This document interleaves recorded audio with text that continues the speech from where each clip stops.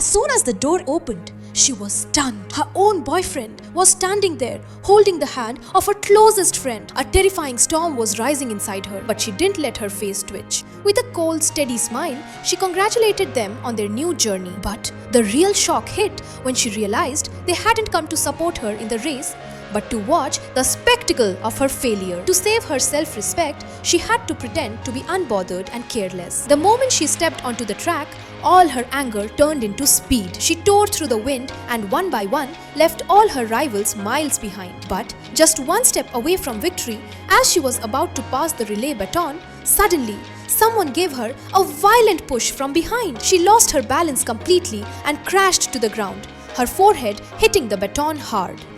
An uncomfortable silence fell over the stadium. To escape the humiliation and shame in front of so many people, she closed her eyes while lying on the ground and started pretending to be unconscious. Just then, a boy from the crowd rushed towards her and without saying a word, lifted her into his arms.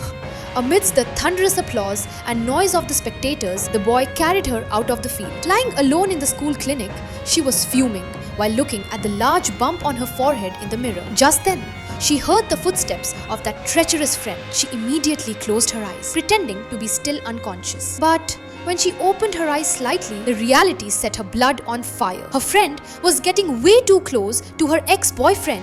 This pathetic behavior and shamelessness was unbearable. She opened her eyes abruptly and screamed at them to get out of there immediately. On her way home that evening, she ran into that same boy again. When he teased her about her injury, all the suppressed anger of the day erupted like a volcano, and she vented all her frustration on the poor guy. The next day at school, her friend invited her to dinner just to rub salt into her wounds. She had no intention of going, but then her ex-boyfriend showed up there too, holding a bouquet of flowers.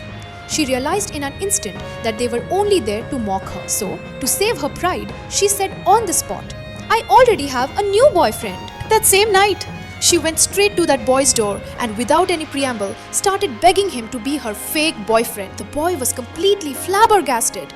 They had grown up together since childhood and he had always been secretly in love with her. He was just about to refuse, but then she took something out of her bag that changed the whole game. She placed a genuine football with a real autograph of his favorite player right in front of him. Seeing this priceless gift, all his hesitation vanished into thin air and he agreed to the deal in a single second.